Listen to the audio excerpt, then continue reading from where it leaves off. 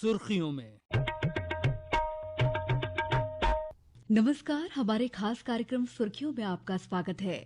मैं हूं आपके साथ दीपा सिंह। आज के इस अंक में हम बात करेंगे टोक्यो ओलंपिक गेम्स 2020 में मध्य प्रदेश से हिस्सा लेने वाले ऐश्वर्य प्रताप सिंह तोमर और विवेक सागर के बारे में। तो आइए इस अंक की शुरुआत करते हैं। टोक्यो ओलंपिक में कुछ ही दिन शेष बचे हैं। प्रदेश के दोनों ही प्रतिभावान खिलाड़ियों की उपलब्धि से पूरा प्रदेश गौरवान्वित है। टोक्यो ओलंपिक के लिए भारतीय निशानेबाजी टीम का चयन हो गया है। इसमें मध्य प्रदेश के ऐश्वर्य प्रताप सिंह तोमर को भी जगह मिली है। एमपी के खरगोन जिले के रतनपुर गांव के निवासी Aishwarya Pratap Singh Tomar 50 metre rifle 3 position स्पर्धा में हिस्सा लेंगे। वहीं 10 मीटर एयर राइफल स्पर्धा में ऐश्वर्य को रिजर्व के तौर पर रखा गया है। ओलंपिक निशानेबाजी प्रतियोगिता में देश का प्रतिनिधित्व करने वाले ऐश्वर्य ऐसा करने वाले प्रदेश के पहले निशानेबाज होंगे। राज्य शूटिंग अकादमी के ऐश्वर्य से टोक्यो ओलंपिक में देश और प्रदेश के लोगों को पदक की उम्मीद है। तो आइए सबसे पहले जानते हैं ऐश्वर्य प्रताप सिंह तोमर के बारे में। ऐश्वर्य की मां हेमा तोमर ने उम्मीद जताई कि उनका बेटा ओलंपिक में पदक लेकर आएगा। जी, उससे बहुत उम्मीदें हैं हमको। हम चाहते हैं कि ओलंपिक में पदक लेके आए वो। वहीं ऐश्वर्य के पिता वीर बहादुर सिंह तोमर को आशा है कि ओलंपिक में उनका बेटा देश का नाम जरूर रोशन करेगा। ईश्वर को लेके यही कहना चाहते हैं कि वो अच्छा खेले, अच्छा कामयाब हो और टोक्यो ओलंपिक में गोल्ड मेडल जीते और देश का नाम रोशन करे। निशानेबाज ऐश्वर्य प्रताप सिंह के टोक्यो ओलंपिक जाने पर भाई और कोच नवदीप राठौर ने खुशी जाहिर की और उम्मीद जताई कि वे ओलंपिक में पदक लेकर आएं और देश का नाम रोशन करें। अभी पिछले 2-2.5 महीनों से वो लोग क्रोएशिया में ट्रेनिंग कर रहे हैं और बहुत रिगर्स ट्रेनिंग चल रही है। अभी वर्ल्ड कप में भी टॉप 6 में आया था वो, तो उम्मीदें तो हैं सर। ऐश्वर्य के परिजनों के साथ साथ प्रदेशवासियों को भी उम्मीद है कि ऐश्वर्य टोक्यो ओलंपिक में अच्छा प्रदर्शन करेंगे। संयुक्ता बनर्जी, आकाशवाणी समाचार, भोपाल। इस विषय पर चर्चा के लिए हमारे साथ जुड़ रहे हैं वरिष्ठ खेल पत्रकार इंद्रजीत मौर्य। सर, बहुत बहुत स्वागत है आपका कार्यक्रम में। धन्यवाद आकाशवाणी का। सर, इस बार के टोक्यो ओलंपिक गेम्स को आप कैसे देखते हैं? देखिए, टोक्यो ओलंपिक कोरोना काल में होने जा रहा है। इसे 2020 में हो जाना था, लेकिन कोरोना की महामारी की वजह से इसको एक साल रोककर 2021 में किया जा रहा है। 23 जुलाई से 8 अगस्त तक ये खेलों का महाकुंभ टोक्यो में चलेंगे और इसमें मतलब पूरे वर्ल्ड के खिलाड़ी भाग ले रहे हैं। कोरोना ने भले ही अपनी सभी को प्रभावित किया है, लेकिन खिलाड़ी पूरी तरह बूस्टअप है। वह इस खेल मेले में जोर शोर से हिस्सा लेने के लिए, पदक जीतने के लिए। बिल्कुल सर। सर, ऐसा देखा जा रहा है कि पहली बार ऐसा हो रहा है कि खिलाड़ियों का मनोबल भी खूब बढ़ाया जा रहा है। यहाँ तक कि हमारे प्रधानमंत्री नरेंद्र मोदी जी ने भी अभी उनसे हाल ही में भेंट की, उनका उत्साह बढ़ाया। ऐसा पहले कम होता था, लेकिन इस बार कुछ अलग ही उत्साह देखने को मिल रहा है। खेल मंत्री ने भी अभी चीयर इंडिया सॉन्ग लॉन्च किया है। इसके बारे में आपकी क्या राय है? देखिए, मैंने पहले कभी ऐसा देखा नहीं था कि प्रधानमंत्री, राष्ट्रपति या और मंत्रीगण जो खिलाड़ियों को इस तरीके से प्रमोट कर रहे थे। टेलीविजन पे, रेडियो पे, आकाशवाणी पे, हर जगह, गांव-गांव में, शहर-शहर में इस हिसाब से जैसे प्रधानमंत्री की स्पीच खिलाड़ियों के लिए पहुंच रही है, ये बहुत बड़ी बात है। इससे खिलाड़ियों का मनोबल बहुत ऊंचा होगा और मुझे लगता है कि प्रधानमंत्री बीच-बीच में खिलाड़ियों को बूस्टअप करते रहेंगे। भले वो टोक्यो में है, लेकिन वो यहाँ से उनको सपोर्ट करते होंगे। ये बहुत अच्छी बात है। इस तरीके से होना चाहिए। पूरे देश को आगे आना चाहिए अपने खिलाड़ियों को बढ़ावा देने के लिए, बिल्कुल उन्हें सर। प्रमोट करने के लिए, उन्हें प्रोत्साहित करने के लिए। वाकई सर, ये देश के लिए बहुत गौरव की क्षण है और बहुत बड़ी बात है कि हमारे प्रधानमंत्री जी भी खिलाड़ियों के प्रति इतने सजग हैं और लगातार उनका उत्साह बढ़ा रहे हैं। सर, इस बार सबसे बड़ा भारतीय दल ओलंपिक में शामिल हो रहा है। क्या इसे हम इन खेलों में भारत की बढ़ती भूमिका के तौर पर देख सकते हैं? जी बिल्कुल, ये बहुत अच्छी बात है और हमारा भारतीय दल बहुत बड़ा है, 120 के ऊपर जा रहा है, तो ये बहुत अच्छी बात है। इसमें खिलाड़ी ज्यादा खेलों में पार्टिसिपेट करेंगे तो हमें सीखने का भी मौका मिलेगा, मेडल जीतने का भी मौका मिलेगा, अच्छा परफॉर्मेंस करने का भी मौका मिलेगा। तो ये हमारे लिए सुखद बात है और हम इसमें मेडल भी अच्छे जीत सकते हैं। हमारे परिणाम भी और अच्छे आ सकते हैं। बिल्कुल सर।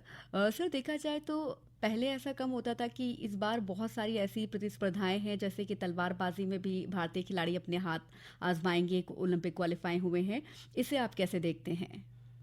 नहीं, ये बहुत अच्छी बात है। नए खेल में हमारे खिलाड़ी क्वालिफाई कर रहे हैं, अच्छा प्रदर्शन कर रहे हैं। ये हमारे लिए सुखद अनुभव है, भारत के लिए अच्छी बात है, क्योंकि हमारे जो खिलाड़ी हैं नए नए खेलों में आगे बढ़ रहे हैं, तरक्की कर रहे हैं। जैसे इस बार फेंसिंग में है, कराटे कराटे भी नया गेम है, कई सारे 5-6 खेल नए हैं। जी हालांकि जी। सब में नहीं जा पा रहे हैं, लेकिन अच्छी बात है ये।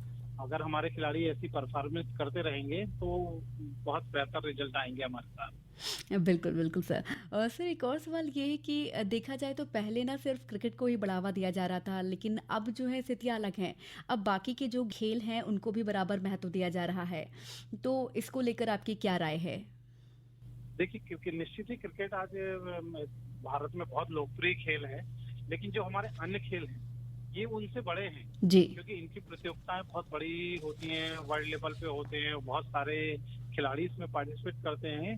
तो क्रिकेट की लोकप्रियता प्रचार प्रसार में वो जरूर आगे है, लेकिन हमारे जो खेल हैं, जी। जो हमारे खेल जैसे कुश्ती है, आपका निशानेबाजी है, ये सारे खेल हमारे में बहुत पहले से चल रहे हैं। जी जी। तो ये खेल तो बहुत इनको दर्जा तो बहुत ऊंचा मिला हुआ है, लेकिन हमें क्रिकेट की बराबरी करने के लिए खेलों को, खेल एसोसिएशन को, सरकार को थोड़ा क्रिकेट के साथ तालमेल बनाना पड़ेगा, उनसे सीखना होगा, उनके जैसी मार्केटिंग करनी होगी, तो हम अन्य खेलों में भी बराबरी पे आ सकते हैं और अच्छा हमारा प्रभाव पड़ेगा दुनिया में। बिल्कुल सर, आपने बहुत ही अच्छी बात कही कि अगर क्रिकेट के बराबर ही इनको भी महत्व के दिया जाए, साथ ही साथ हमारी जो ऑडियंस है, जो खेल प्रेमी है, बाकी के खेल उनको भी सराहे जाए, तो जाहिर तौर पर जो प्रतिभाएं हैं वो निखर कर सामने आएंगी।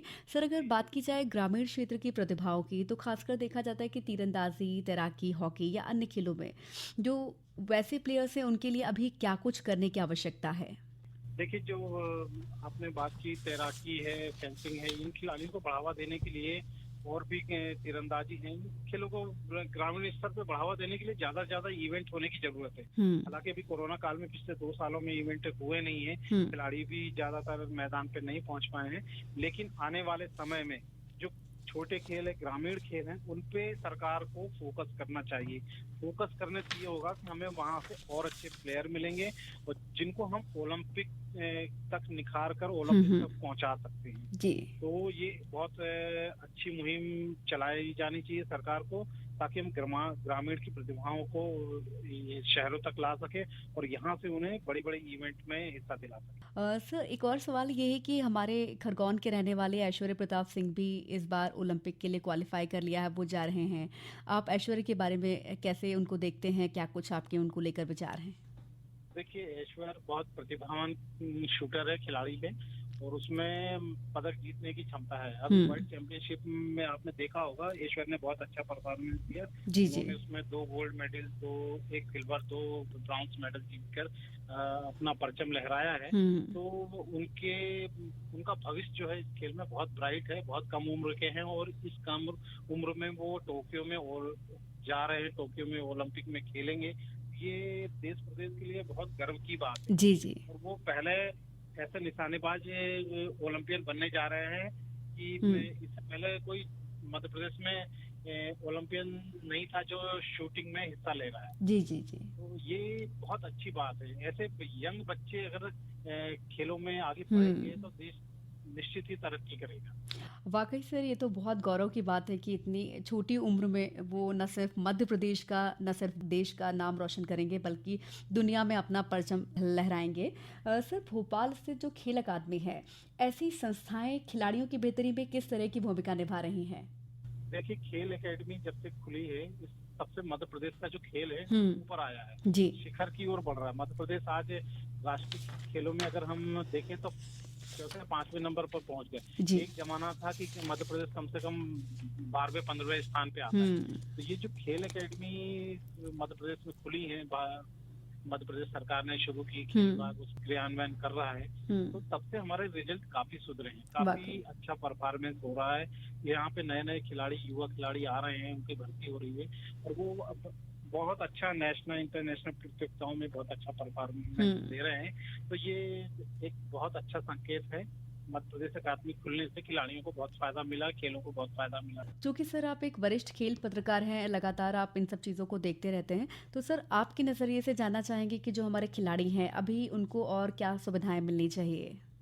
देखिए, अगर हम पहले की अपेक्षा देखें तो आज मध्य प्रदेश में खिलाड़ियों को राष्ट्रीय स्तर पर भी हम देख लें कि खिलाड़ियों को पहले की अपेक्षा सुविधाएं बढ़ी हैं। खिलाड़ियों को काफी सपोर्ट मिला है, सुविधाएं बढ़ी हैं। लेकिन अगर आगे खिलाड़ियों को और सुविधाएं बढ़े, उनको जॉब मिले, उन्हें बेहतर मैदान मिले, बेहतर किट मिले, खान पान उनका अच्छा रहे, तो खिलाड़ी और ऊपर टॉप पे जाएंगे। तो मुझे लगता है कि जितनी ज्यादा सुविधाएं फैसिलिटी मिलेंगी वो खिलाड़ी उससे बढ़ेगा, और समाज की भी जिम्मेदारी है कि वो खिलाड़ियों को प्रमोट करे। सरकार अकेले तो नहीं कुछ पूरा कर सकती, लेकिन अगर समाज आए, प्रायोजक आए, तो हम लोग मिलके और खिलाड़ियों को प्रमोट करेंगे तो निश्चित ही आज हम ओलंपिक में बहुत पीछे हैं, एक समय आएगा कि हम ओलंपिक में बहुत ऊपर होंगे।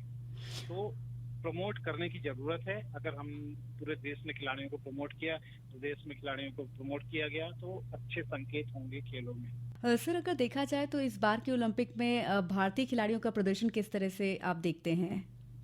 देखिए, इस बार भारत में जो खिलाड़ी जा रहे हैं तो अधिकतर खिलाड़ी युवा है और इनसे हमें पदक जीतने के पूरे चांसेस हैं। मैं आपको बता रहा हूँ कि इन खिलाड़ियों में बहुत क्षमता है, तो ये पदक जीत सकते हैं। अगर हम बात करें बजरंग पुनिया, लविन क्लारियन, दीपिका कुमारी, मनु भाकर, सौरभ चौधरी, अमित पंघाल, आपका मीराबाई चानू, मनीष कौशिक, ऐश्वर्य प्रताप सिंह, विघ्नेश फोकट, अमित पंघाल बॉक्सर, नीरज चोपड़ा एथलीट, मतलब ये खिलाड़ी ऐसे हैं कि ये पदक के दावेदार है। ये सब प्रतिभावान है, यंग है, तो इनमें पदक जीतने की क्षमता है। और आप देखिएगा इन खिलाड़ियों में से ज्यादातर खिलाड़ी पदक के आसपास पहुंच जाएंगे और जीतेंगे भी। बिल्कुल बिल्कुल सर। और हम बता दें कि ओलंपिक विशेषज्ञ ग्रेस नोट हैं, उन्होंने भविष्यवाणी इस बार की है कि भारत ओलंपिक में 4 गोल्ड सहित कुल 17 पदक जीतेगा। तो उन्होंने पहले भी भारत के लिए जो भविष्यवाणी की थी वो सही निकली थी, आप पास हम लोग पहुंच गए थे। तो इस बार उन्होंने जो बम्पर भविष्यवाणी की है भारत के लिए, ये बहुत अच्छा संकेत है, क्योंकि वो विशेषज्ञ हैं और वो पूरे ओलंपिक पे वर्क करते हैं। तो अगर उन्होंने कहीं ना कहीं देख के भारत के लिए ये रैली जारी की है, ये बहुत अच्छी बात है कि हम लोग अगर 17 पदक जीतते हैं तो हमारे लिए ऐतिहासिक क्षण होगा। तो वाकई से ये हम सबके लिए गौरव की बात है। सर, चर्चा में शामिल होने के लिए बहुत बहुत शुक्रिया आपका। थैंक यू, धन्यवाद आकाशवाणी। टोक्यो ओलंपिक में इस बार भारतीय हॉकी के तेजी से उभरते खिलाड़ी विवेक सागर भी प्रतिनिधित्व करेंगे।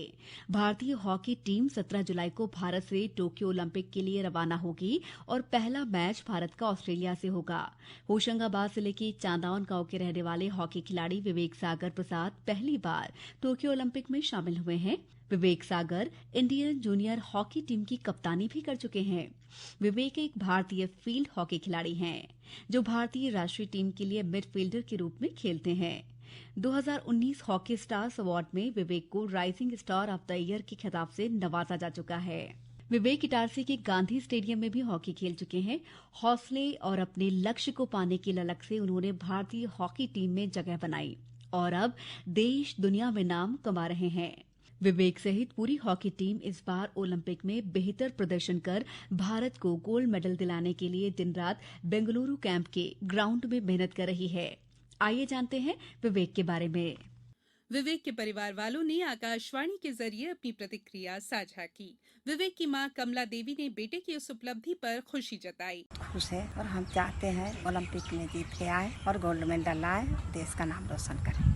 वहीं विवेक के पिता ने आशा जताई कि भारतीय टीम ओलंपिक में बेहतरीन प्रदर्शन करेगी। हाँ, बेटे का ओलंपिक में सिलेक्शन हुआ है, हम सभी बहुत खुश हैं। हमें पूरा भरोसा है कि ओलंपिक में वो गोल्ड मेडल लेकर आएगा। विवेक के भाई विद्यासागर ने खुशी जाहिर करते हुए मेडल लाने की उम्मीद जताई है। हमें भरोसा है कि वो यूथ ओलंपिक में जैसे उसने मेडल लेके आया था, वो सीनियर ओलंपिक में भी जरूर मेडल लेके आएगा और टीम बहुत अच्छा परफॉर्म कर रही है, इंडिया जरूर मेडल लेके आएगी। Vivek Commonwealth game, youth Olympic, Asian game सहित अन्य प्रतियोगिताओं में भारतीय टीम में शामिल होकर देश का प्रतिनिधित्व कर चुके हैं। संयुक्ता बनर्जी, आकाशवाणी समाचार, भोपाल। चर्चा के लिए हमारे साथ एक और मेहमान जुड़ रहे हैं, पूर्व फील्ड हॉकी खिलाड़ी सैयद जलालुद्दीन रिजवी। आपने 1984 में हुए ओलंपिक खेलों और 1982 में हुए एशियन गेम्स में देश का प्रतिनिधित्व किया है। आप कई प्रतिष्ठित सम्मानों से नवाजे जा चुके हैं। सर, बहुत बहुत स्वागत है आपका कार्यक्रम में। थैंक यू दीपा, आपने हमको श्रोताओं से मिलाया। मैं आपका धन्यवाद करता हूँ। बिल्कुल सर, तो कार्यक्रम को आगे ले जाते हैं। सर, पहला सवाल मेरा ये है कि आप इतने लंबे समय तक राष्ट्रीय हॉकी टीम का हिस्सा रहे हैं। इस बार हमारी टीम की तैयारियों को आप कैसे देखते हैं? इस बार का जो ये तैयारियां हैं दीपा, क्योंकि कोरोना था और ये सारी चीजें, इतनी प्रॉब्लम थी पूरी दुनिया में, और उसी का पार्ट हम अपने मुल्क में भी हम लोग इस तरीके की तैयारियां करी हैं। तो बड़े एहतियात बहुत ज्यादा था, और एहतियात के साथ आपको अपना परफॉर्मेंस भी देना है, अपने आप को फिट रखना है, अपने आप को तैयार भी रखना है। और कोचिंग जो है, हमारे पास फॉरेन कोच हैं और ये सब चीजें, तो मैं समझता हूँ आजकल जो तैयारियों में कोचिंग सिस्टम और जो ये है, बड़ा मॉडर्न तरीके से हम लोग अपना रहे हैं। और इसमें ये समझ लीजिए कि जो हमारे 16-18 प्लेयर होते हैं टीम में, इनके साथ 6 ऑफिशियल होते हैं लगभग, और ये कोच इनको मॉनिटरिंग करता है। 6 ऑफिशियल में एक फिजिकल फिटनर होता है, एक एनालिसिस होता है, एक डॉक्टर होता है। मतलब इस तरीके से एक पूरी टीम होती है। एक वीडियोग्राफर करते हैं, मैच आप खेल रहे हैं, पुराने मैच दिखाते हैं, फिर आप जो भी आज आपकी परफॉर्मेंस, आप प्रैक्टिस करी, आपकी क्या कमी रही, आपको बैठ के आपको हाल में आपको अपना वीडियो देखना है।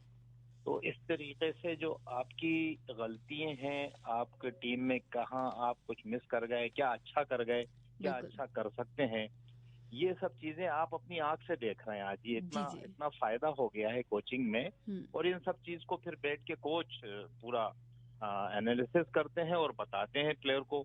तो तैयारियों में तो मैं सोचता हूँ कि कोई कमी नहीं रखी गई है हॉकी इंडिया ने, और हमारे मुल्क में जो भी इनको देख रहे हैं हॉकी इंडिया कैंप बहुत अच्छे से चल रहा है। SAI बेंगलोर में इनका रहने का है, वहाँ हॉकी मैदान पूरे मॉडर्न तरीके से बने हुए हैं। तो मेरा ये मानना है कि टीम को जो भी फैसिलिटीज चाहिए थी, वो पूरी चीजें इन्होंने कर दी हैं, और मैं समझता हूँ कि तैयारियों में कोई कमी नहीं छोड़ी है उन्होंने। बिल्कुल सर, तो क्या टीम से पदक की उम्मीद लगाई जा सकती है? देखिए, अभी दीपा ये बात जरूर है कि हमारी टीम जाती है, कोई हारने तो सोचते नहीं है, कोई भी खिलाड़ी ये सोचता है ना, तो हारने तो कोई जाता नहीं है। जी। आप जीत नहीं जाते हैं सब लोग। कभी भी कोई भी टीम जो हमारे अगर 12 टीमें पार्टिसिपेट करती हैं ओलंपिक में, तो 12वें नंबर वाली टीम भी ये सोचती है कि हमें अच्छा करना है और हमें जीत के आना है। जी। लेकिन आपकी तैयारियां, आपकी पिछला वाला आपका जो भी बैकग्राउंड रहा है, आपके पिछले सालों में आपने जो कंपटीशन जीते हैं, और जिस तरीके से आप टीम का एक कॉन्फिडेंस बनता है, वो टीम का कॉन्फिडेंस ही टूर्नामेंट को जिताता है। अब मेरा इसमें ये मानना है कि सारे खिलाड़ियों का मॉरल बूस्ट है, और इतना अच्छी बात की गई है। मैं आपकी बात में और ये जोड़े दे रहा हूँ कि मैं डायरेक्टली प्रधानमंत्री खिलाड़ियों से बात कर रहे हैं, और वो भी जूम पे कोरोना को देखते हुए। तो ये सारी चीजें इस तरीके से उनको ये लग रहा है खिलाड़ियों को कि आपका देश आपके साथ है, आपको अच्छे से परफॉर्म करना है, लेकिन इन सब बातों के साथ आपको टेंशन में नहीं आना है। आपको बहुत ज्यादा है ना, आपका है 135 करोड़ लोग आपके ओलंपिक्स में आंखें लगाए बैठे हैं कि हमारे देश का कौन सा कब मेडल आए। और हमारी जाहिर है कि नेशनल गेम है हमारा हॉकी, और हॉकी में हम कुछ करते हैं तो सबकी निगाहें पहले, क्योंकि हमारा हॉकी का पिछला रिकॉर्ड भी ऐसा रहा है कि जिसमें हम लोग सारे भारतीय हॉकी की से ज्यादा उम्मीद लगाते हैं ओलंपिक्स में। बाकी स्पोर्ट्स तो अपनी जगह पर हैं, करते ही हैं, लेकिन क्योंकि जो इतिहास है हमारा, वो हॉकी का बहुत ही मतलब मजबूत इतिहास रहा है कि हमने इतने 7-8 ओलंपिक जीते हुए हैं, तो वही उम्मीदें लगाते हैं। और मैं ये समझता हूँ कि उसी टीम का एक हिस्सा हमारे सागर हैं, विवेक सागर, और इनको भी ये लगना चाहिए कि आप हमारे होशंगाबाद से, हमारे भोपाल में आपने हॉकी खेली सीखी मध्य प्रदेश हॉकी एकेडमी में, बिल्कुल। और उस तरीके से आप बढ़ते हुए जा रहे हैं, क्योंकि भोपाल अपनी जगह पर एक हॉकी की बड़ी जगह रही है, जी, इसका बड़ा जी। इतिहास है, यहाँ से इतने ओलंपिक प्लेयर निकले हैं, इंटरनेशनल सारे कंपटीशन यहाँ होते रहे हैं, तो आपको यहाँ बेहतरीन एक्सपोजर मिला है। जी। सरकार की जो बेहतरीन नीति है यहाँ मध्य प्रदेश सरकार की, उसमें मैं ये भी कहना चाहता हूँ, कनाडा में स्पोर्ट्स मिनिस्टर इन्होंने भी बहुत ज्यादा खेल को जो जो बेस्ट हिंदुस्तान में दुनिया में जो बेस्ट हो सकता था वो हमारे खिलाड़ियों को यहाँ पर उनकी सारी सुविधाएं मुहैया कराई हैं। तो मैं समझता हूँ कि टीम को पदक की उम्मीद तो इसलिए भी करना चाहिए कि हम टॉप 4 में तो वैसे ही हम हैं, जी जी जी। दुनिया में जो रैंकिंग है हम टॉप 4 में तो वैसे ही आते हैं, तो हमें 4 से 1 नंबर पे जाने में कोई मुश्किल होना नहीं चाहिए। खिलाड़ियों को समझना चाहिए, बस ये है कि उस मौके का फायदा उठाना है आपको, और हमें हर मैच को ये मान के चलना है कि हमें किसी भी तरीके से इसको लूज नहीं करना है, मैच जीतना है, और जीत के हमको आगे अच्छा परफॉर्म करना है। क्योंकि इस टूर्नामेंट में एक अच्छा ही बात ये हो गई कि हम लोग जब खेलते थे ओलंपिक्स में तो उसमें 2 ग्रुप होते थे, 6 टीमें एक ग्रुप में होती थी, और 2 ग्रुप बन के उसमें से 2 टीमें क्वालिफाई होती थी। तो 6 टीमों में से 4 डिस्क्वालीफाई होती थी, 2 ए ग्रुप से, 2 बी ग्रुप से, तो उनका क्रॉस सेमीफाइनल हो जाता था। अब जो नई ये पद्धति अभी इन्होंने अख्तियार की है, एक तो ये 15-15 मिनट की 4 हाफ खिला रहे हैं, और दूसरा ये है कि इसमें से 2 ही टीमें बाहर होंगी। पहले 4 टीमें बाहर होती थी, अब 4 टीमें अंदर आएंगी और 2 टीमें बाहर होंगी। तो आपको क्वार्टर फाइनल खेलना है, तो वो क्लास में आपको ज्यादा मैच खेलने का मौका भी मिल रहा है, और आपको ये एक मैच अगर कहीं धोखे से कोई खराब हो गया है तो वो आपको कहीं फिक्र नहीं करना, क्योंकि फिर आपको मौका मिल रहा है उसमें। ये एक बहुत अच्छी बात हुई है जो FIS ने किया है, इंटरनेशनल हॉकी फेडरेशन ने। तो इससे ये होगा कि कई मरतबा बड़ी अच्छी टीम, जो बड़ी टीम होती है, वो कभी कभी एक आध दिन उनका ऑफ डे हो गया तो मैच खराब हो गया। अब वो पिछले वाले जो सिस्टम था उससे तो एक मैच खराब हो गया मतलब आप बाहर हो गए, लेकिन ये वाले जो सिस्टम अभी लागू किया है, इसमें अगर एक मैच चला भी जाता है कहीं धोखे से, तो आपको फिर मौका मिल रहा है कि आप दोबारा आप फिर कंपटीशन में बने हुए हैं बराबर। तो मेरी उम्मीदें हैं और उनको शुभकामनाएं भी हैं कि हमारी टीम जीत के आए, और जीतने की बहुत जरूरत है हमारे खेल को भी, हमारे भारत को भी, कि हम ओलंपिक्स में जापान में जीतना है हमको। और जैसा मैंने आपको बताया कि 4 नंबर पे हम हैं, 4 से 1 नंबर आने में कोई मुश्किल बात नहीं है। बिल्कुल हमको ये सोचना है, हमको सोचना ही चाहिए। जी सर, आपने बहुत ही अच्छी बात बताई है। साथ ही सर, जैसे मनोबल की बात की जा रही है, तो पहले ऐसा देखा जाता था कि इतना लोग ओलंपिक को लेकर या उतना नहीं होता था, लेकिन आजकल देखिए प्रधानमंत्री ने भी, आपने भी कहा कि खिलाड़ियों से बातचीत की, पूरा देश उनके साथ है, चीयर्स इंडिया करके हैशटैग चलाए जा रहे हैं, उनका मनोबल बढ़ाया जा रहा है। सर, चूंकि ओलंपिक जैसी बड़ी स्पर्धाओं के दौरान टीम का मनोबल बढ़ाने और तनाव कम करने के लिए किस तरह के और भी प्रयास होते हैं, कुछ आपके अनुभव जानना चाहूंगी मैं, जो एक खिलाड़ी के तौर पर आप महसूस कर चुके हैं। देखिए, ये तो एक बहुत अच्छी बात आपने, बहुत टेक्निकल बात है, क्योंकि प्रेशर होता है जिस वक्त हम मैदान में उतरते हैं तो हजारों लोग वहाँ सामने बैठे होते हैं। दूसरा सारा एक प्रेशर, जैसे अब मैं ये कहता हूँ कि यंग प्लेयर अभी दिमाग में ये सोच लेंगे, इसका उल्टा भी हो सकता है कि प्रधानमंत्री ने डायरेक्ट बात की, अब हमारे ऊपर और प्रेशर ले सकते हैं प्लेयर। जी। एक मर्तबा ये भी हो सकता है, लेकिन बहुत से लोग ये सोचेंगे कि हमारा प्रधानमंत्री हमारे साथ है तो हमको तो अच्छा करना ही है। आपके सोचने में फर्क है। एक्चुअली क्या है कि इस वक्त आपको ये लगने लगेगा, जमाने में आपकी परवरिश जिस तरीके से बचपन से और सारे लोगों से मिलते भी होगी ना, तो आपको फिर एकदम से वो नहीं लगेगा कि हमारा प्रधानमंत्री हमसे बात कर रहा है। जी। क्योंकि आप नीचे लेवल से जब जा रहे हैं तो अपने के लोकल लेवल के स्पोर्ट्स मिनिस्टर और आपके चीफ मिनिस्टर्स और सारे लोग सरकार के आपको कांटेक्ट बराबर बनाए हुए रखें, तो आपकी एक आदत में आ गया। लेकिन एकदम से कोई बच्चा गांव का है और वो निकल के आया और वो हिंदुस्तान की टीम में आया, ये हम लोगों के साथ हुआ है ऐसा। जी। तो एकदम से अगर उसको मिलता है, उसको कहता है और बार बार उसको कहा जाता है कि नहीं जीतना है, तो वो फिर सेंस खो बैठता है, अपना सेंस खो बैठता है। जो खेल में तो सेंस चाहिए आपको, बिल्कुल मौके पे आपको क्या डिसीजन लेना है।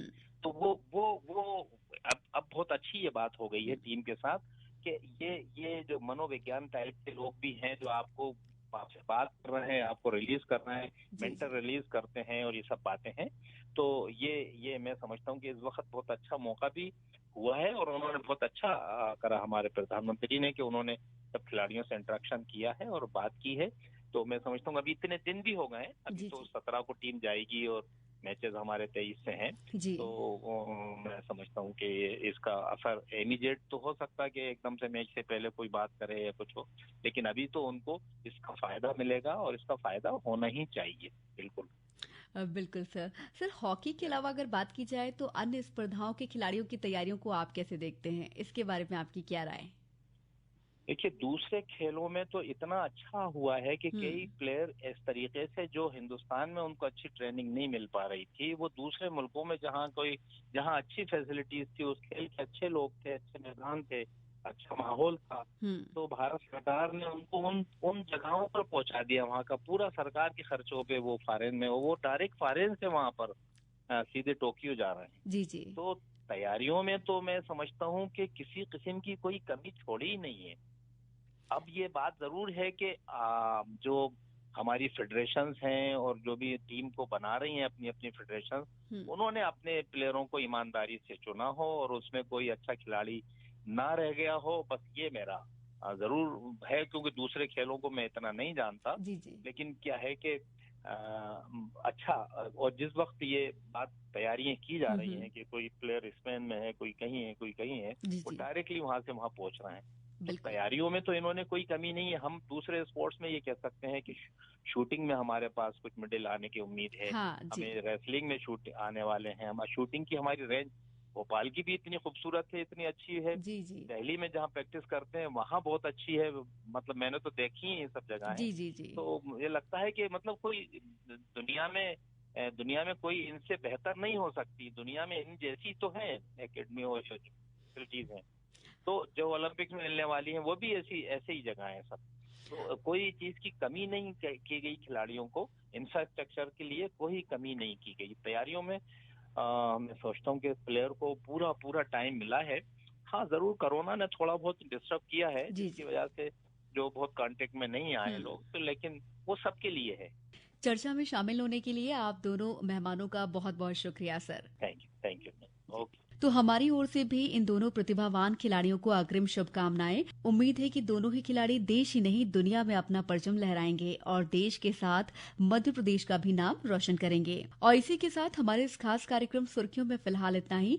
अगले सप्ताह फिर होगी आपसे मुलाकात इसी दिन इसी समय पर। तब तक के लिए नमस्कार। सुर्खियों में